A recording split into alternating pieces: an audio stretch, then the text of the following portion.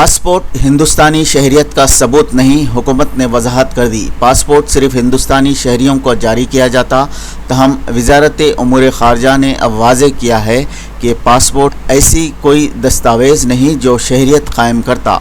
وزارت نے اپنے اس موقف کا اعلان 14ویں پاسپورٹ سیوا دیوس پر کیا۔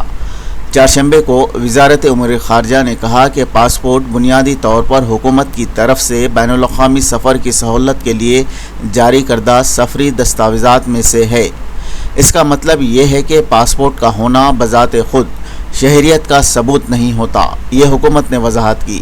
درحقیقت پاسپورٹ حاصل کرنے کا مطلب یہ نہیں ہے کہ یہ آپ کی ملکیت ہے۔ پاسپورٹ کے پچھلے حصے پر ایک نوٹ میں لکھا گیا، یہ حکومت ہند کی ملکیت ہے اور اگر حکومت حکم دے تو اسے واپس حوالے کر دیا جائے گا۔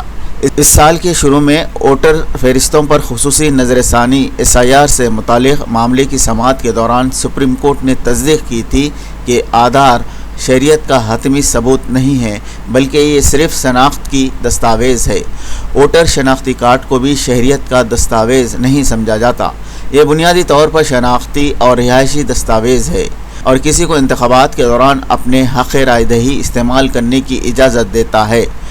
شہریت کے قوانین کے تحت اگر کوئی شخص 26 جنوری 1950 کو یا اس کے بعد لیکن 1 جولائی 1987 سے پہلے ملک میں پیدا ہوا ہو تو وہ پیدائشی طور پر ہندوستانی ہے۔ اب اگر کوئی شخص جولائی 1987 کے بعد پیدا ہوا ہے تو وہ شہریت کا دعویٰ کر سکتا ہے۔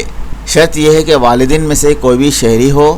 3 دسمبر 2004 کو یا اس کے بعد پیدا ہونے والے پیدائشی طور پر شہریت کا دعویٰ صرف اس صورت میں کر سکتے ہیں جب والدین دونوں ہندوستانی ہوں یا اگر والدین میں سے ایک شہری ہو اور دوسرا پیدائش کے وقت غیر قانونی تارکین وطن میں سے نہ ہو۔ حیدرآباد نیوز اردو۔